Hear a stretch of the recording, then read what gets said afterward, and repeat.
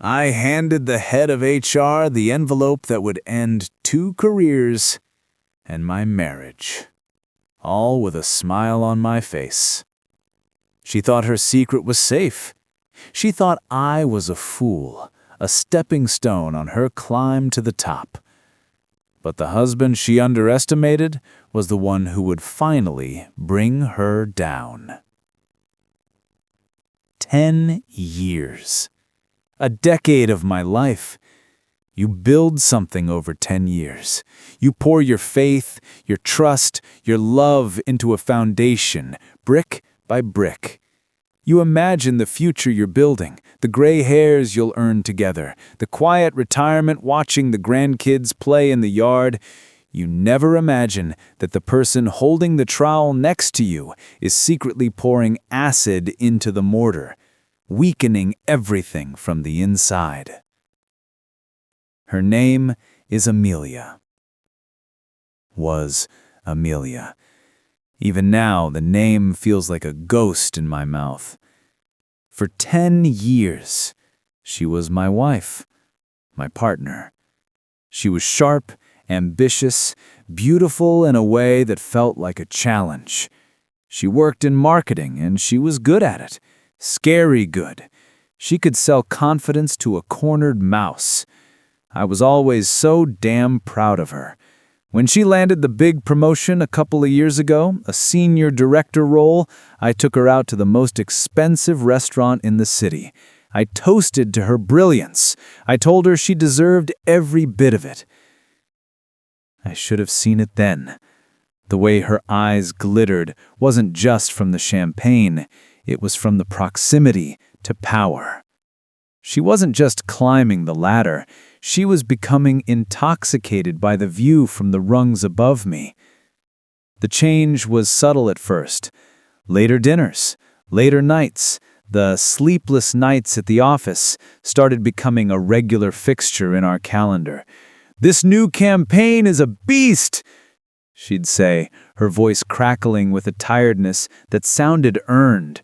"The whole team is pulling all-nighters. Don't wait up." I believed her. Of course I did. Why wouldn't I? This was the woman I loved, the woman I'd built that decade with. I'd bring her a change of clothes sometimes, make her a coffee to go. I was the supportive husband, the rock. One Tuesday, she texted me around 8. "Going to be a late one, again. Don't bother with dinner. I'll grab something here." Something in me twinged, a tiny, insignificant prick of doubt. She had been looking pale, tired. I thought, I'll be a good husband. I'll bring her a proper meal. I made her favorite, chicken parmigiana, the way her nonna taught me, packed it up neatly, and drove to her office building. The city lights blurred around me, a river of gold and white. I remember feeling good, virtuous. This is what you do for love. You show up. I called her from the lobby. "Hey, I'm downstairs. Brought you some real food." The silence on the other end was absolute. Not a deadline silence, but a breath-held, deer-in-the-headlights kind of silence. It lasted just a second too long. "You're here?" Her voice was tight, an octave too high. "Why?"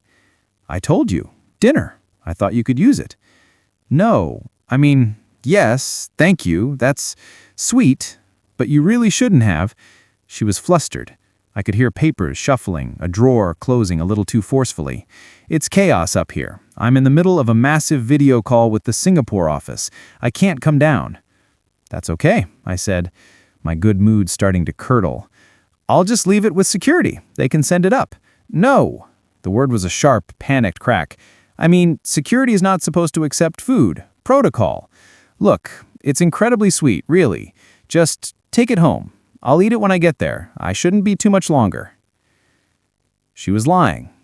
I didn't know what about or why, but the certainty of it landed in my gut like a cold, hard stone. The Amelia I knew would have laughed, blown a kiss through the phone, and run down to grab the food. Video call be damned. This woman was someone else. Someone scared. "Okay, I said, my voice flat. "See you at home." I stood there in the gleaming marble lobby, holding a warm container of food that suddenly felt foolish, a prop in a play I didn't know I was in. I drove home in silence, the unease coiling around me, squeezing the air from my lungs. That was the seed. Small, ugly, planted deep. I started paying attention. The late nights always seemed to coincide with her boss's travel schedule. A client dinner on a night I knew for a fact her boss's wife was out of town. The perfume. She'd started wearing a new, more expensive perfume. I'd complimented her on it once. She'd said it was a sample from a client, but I never saw the bottle. The doubt grew, a vicious weed spreading through my mind, choking out everything else. I became a detective in my own life, a spy in my own home. I hated myself for it. Every checked phone log, every casual question about her day that was actually a probe, felt like a betrayal of the trust I thought we had. But the alternative, being the fool, the clueless husband, was infinitely worse. The breaking point came on a Saturday morning. She was in the shower, and her iPad was on the kitchen counter, chiming with a notification. It was a calendar alert. Dinner with Jay, 7:30, the Oak Room. Jay, Jonathan Briggs, her boss. My heart hammered against my ribs. This was nothing, I told myself. A work dinner. It could be nothing. But the iPad was right there, and I knew it was synced to her phone. She'd forgotten. In her careful, calculated world, she'd left a back door open. My hands were shaking. This was it, the moment of truth. I could walk away now, live in the blissful ignorance she had so carefully constructed for me, or I could open the door and step into the hell that was on the other side. I picked up the iPad. My thumbprint unlocked it. I went straight to her messages. And there he was, Jonathan Briggs. I started scrolling, and my world ended. It wasn't just flirtatious. It was explicit, vile, detailed plans, hotel room numbers, times. They weren't just having an affair, they were reveling in it, getting off on the deception itself. My stomach turned. Then I saw my name. It was from him. "What did you tell the hubby about tonight?" Her response? A laugh emoji. A knife straight through my heart. The usual late-night crunch. "He's so gullible. He actually believes I still have a job. Lol." Lol. Laugh out loud. I read those 3 letters over and over until they lost all meaning, burned into my retinas. The man she'd promised to love and cherish. The man who had brought her dinner when she was tired. Gullible. A punchline. The room tilted. I had to brace myself on the counter, my vision swimming. The sounds of her shower running upstairs, the cheerful singing drifting down. It all felt like a sick joke. I was an actor in a play where everyone knew the script but me. A coldness settled over me then, a deep, glacial calm that extinguished the white-hot fury. The pain was still there, a raw, screaming wound, but it was buried under layers of ice. She didn't love me. She didn't even respect me. I was an obstacle, a convenience, a joke. And in that moment, I stopped being the betrayed husband.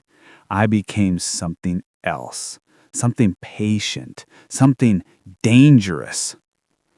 The shower turned off. I quickly closed the messages, put the iPad back exactly as it was, and walked to the window. I stared out at our neatly manicured lawn, the lawn I mowed every Saturday, and I made a decision. I would not scream. I would not confront.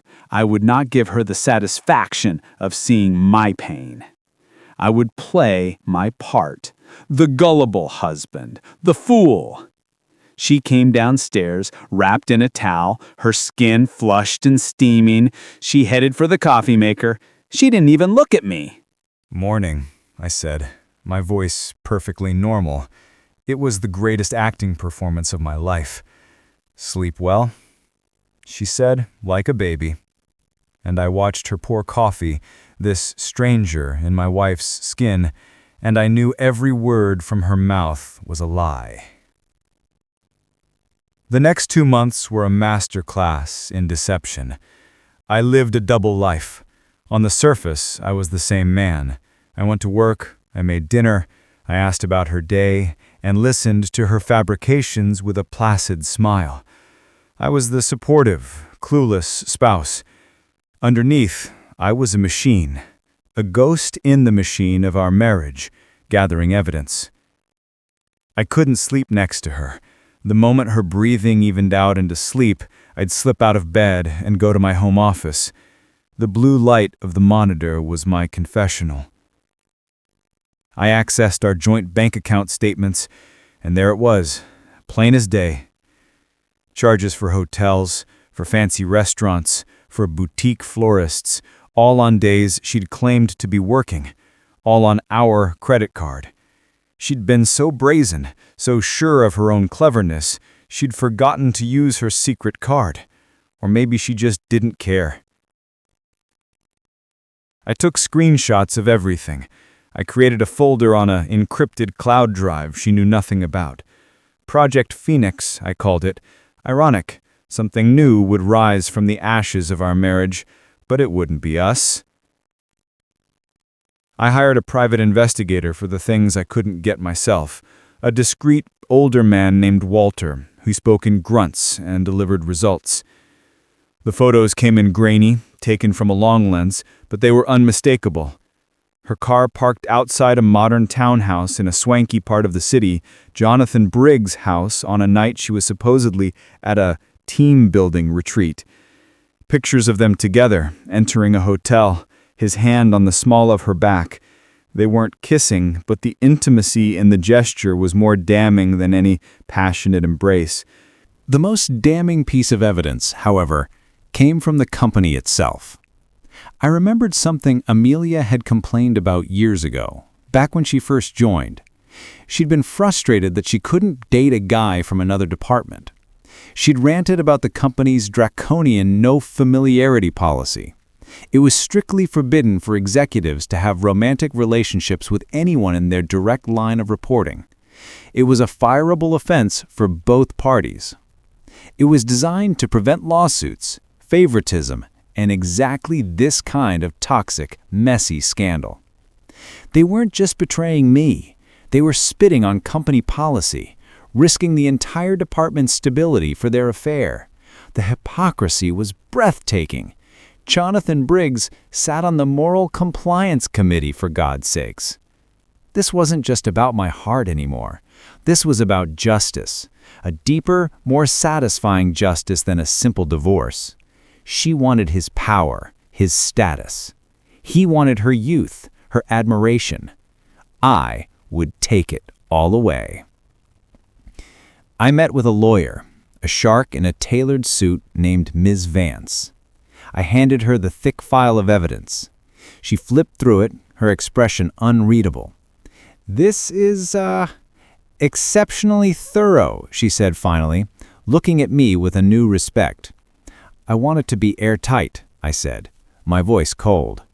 "I want her to understand that I knew everything. I want her to know that every lie was documented. The prenup is solid in your favor given the infidelity, and with this," she tapped the file, "we can argue for a significantly disproportionate split of assets. She's been dissipating marital funds on the affair." "I'm not just interested in money," I said. "I'm interested in timing." I instructed her to draw up the divorce papers, to have them ready, but to hold them, to wait for my signal. The most difficult part was the financial separation. I couldn't just drain our accounts. That would tip her off.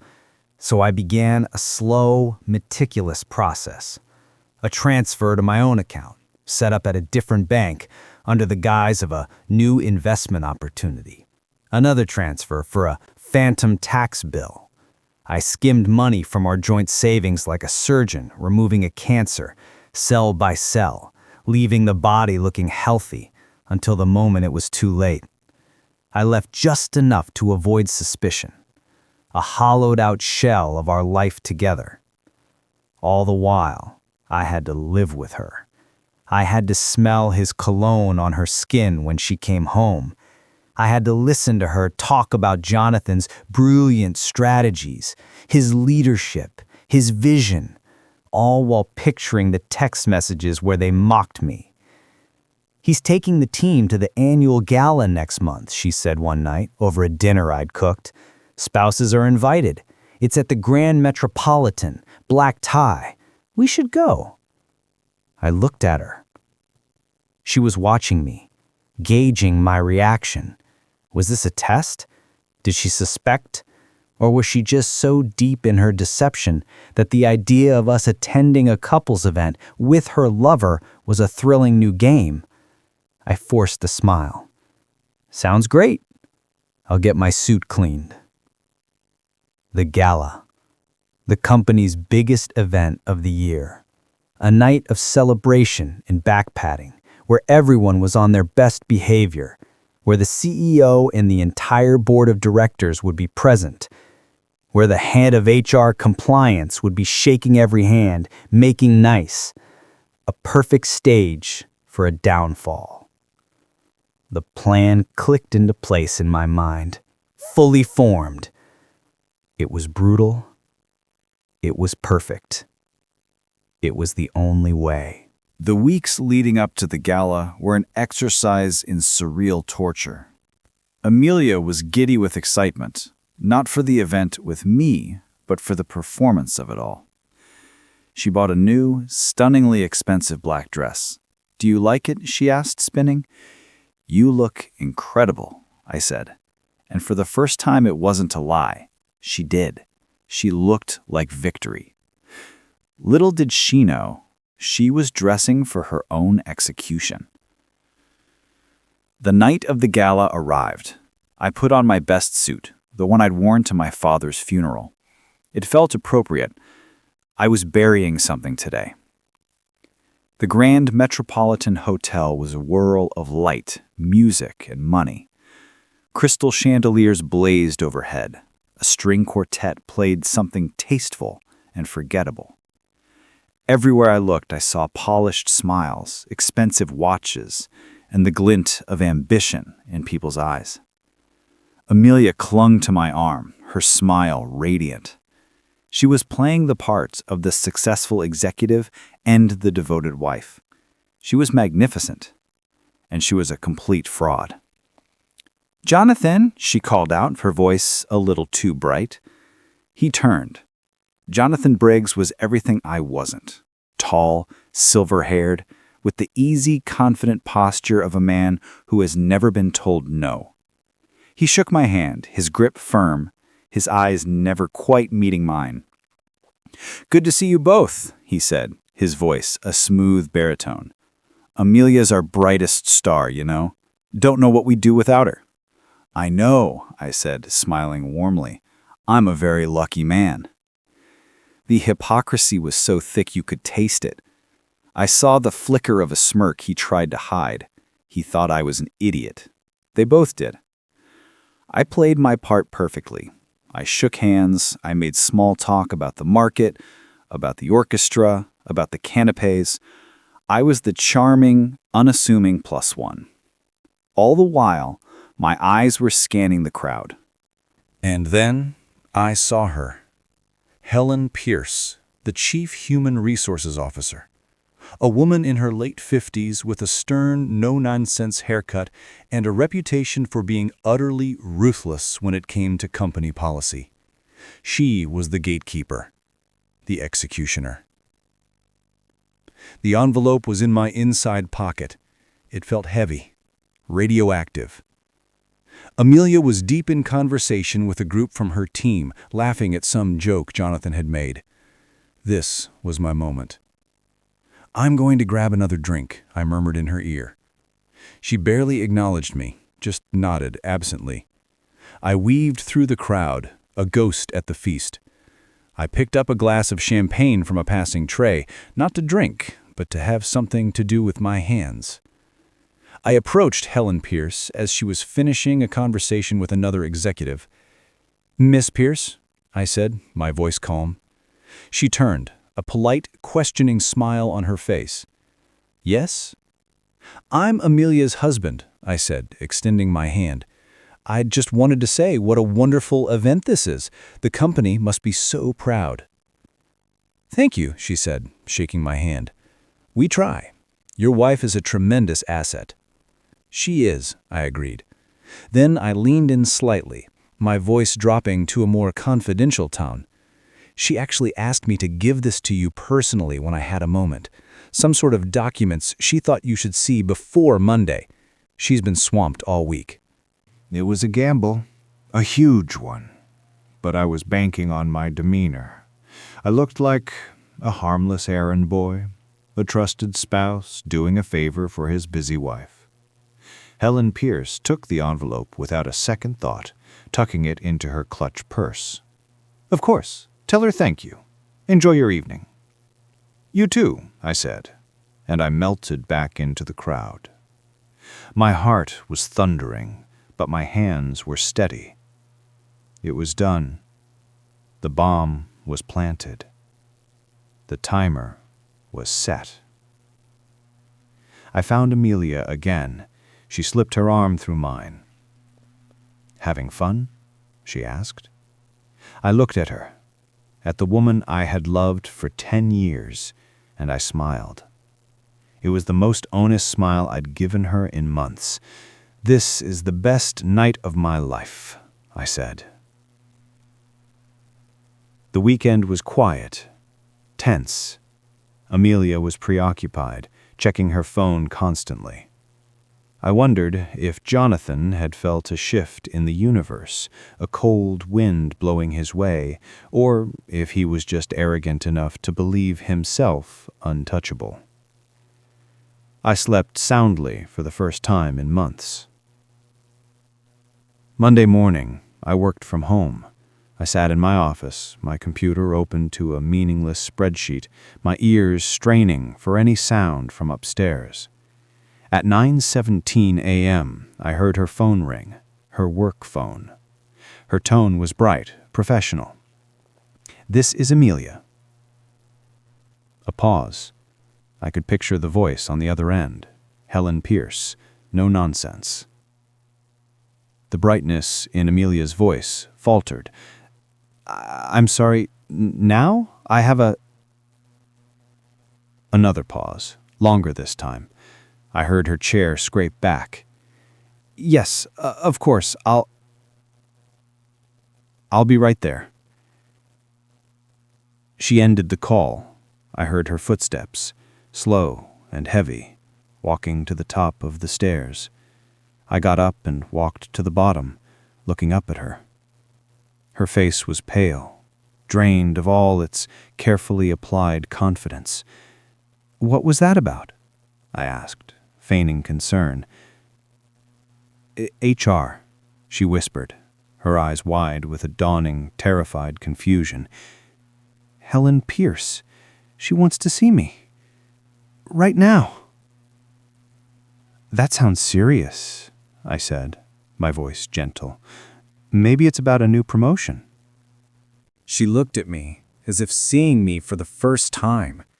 The gullible husband, offering the most innocuous, hopeful explanation. For a second, I saw a flicker of something like pity for my stupidity.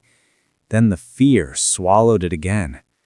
"Yeah," she said, her voice hollow. "Maybe."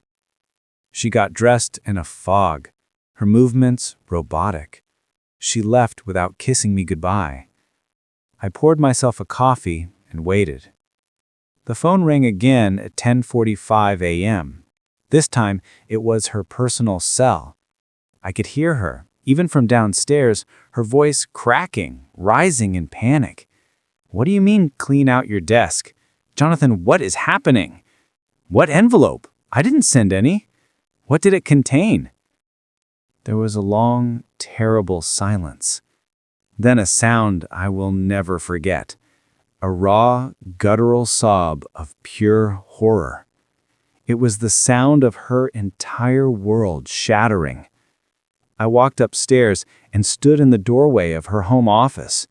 She was slumped over her desk, her shoulders shaking, the phone clutched in her white-knuckled hand.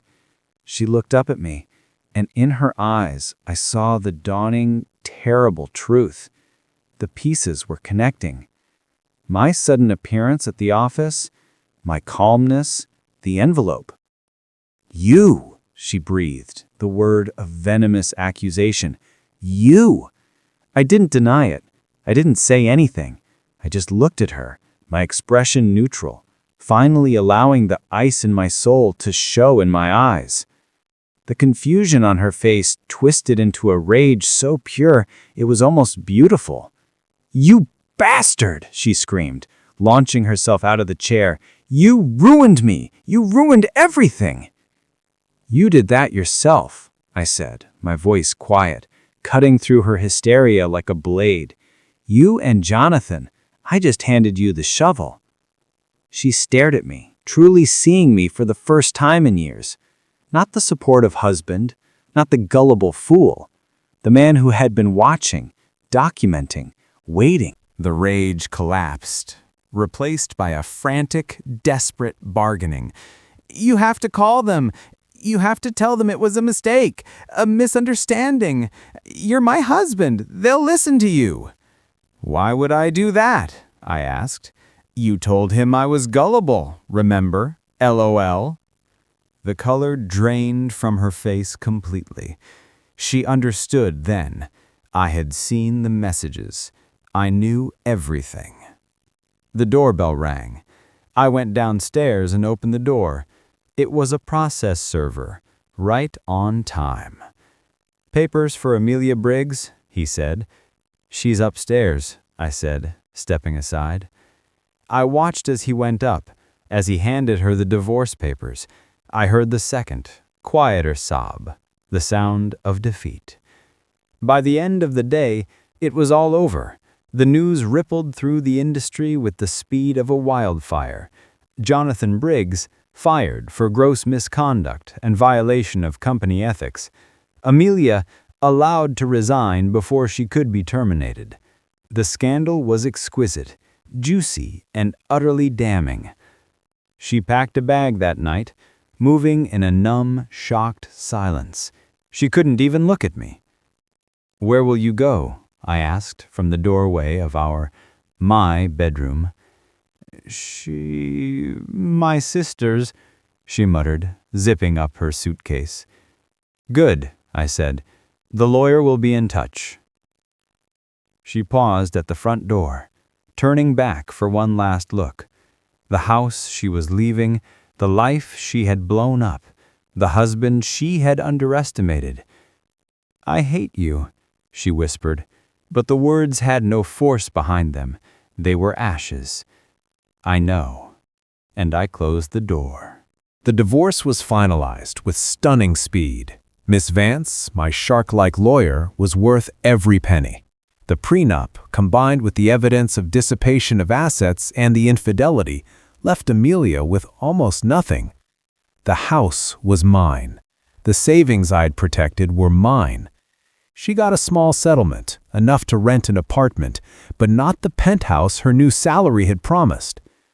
She tried to call me once, a few weeks after she'd left. She was crying. Jonathan had dumped her. Apparently, without his corner office and his 7-figure salary, the attraction had suddenly faded. The powerful boss was just a middle-aged, unemployed man with a ruined reputation. She'd lost everything for a man who didn't want her once the power dynamic shifted. I listened to her voicemail, her voice broken and pleading, and I felt nothing. The wound had cauterized. The ice had done its job. I heard through the grapevine that she'd had to take a junior-level position at a much smaller, less prestigious firm. No corner office, no executive perks, just a cubicle and a long, hard climb back up a ladder she'd chosen to jump off. I sold the house. It was too full of ghosts. I bought a smaller place, a modern condo with a view of the city. It's quiet. It's mine. People ask me if I'm angry, if I'm bitter. The truth is, I was. For a long time, the anger was the only thing keeping me warm. But not anymore. What they did was a reflection of their character, not mine. Her betrayal, his arrogance, they were the flaws that brought down their own temple. I was just the earthquake they never saw coming. Amelia wanted to climb the corporate ladder by sleeping with her boss. She thought it was a shortcut, a secret elevator to the top. She never understood that those elevators are designed to fail. They have no safety brakes, and when they fall, they take everyone inside with them. I didn't just leave her. I didn't just expose the affair. I made sure the fall was from the highest possible floor. I made sure the landing was on concrete. I kept my house, my savings, and most importantly, I kept my dignity. It was a high price to pay, a decade of my life. But in the end, I got the one thing she and Jonathan never will again: a clean conscience and a future that belongs only to me.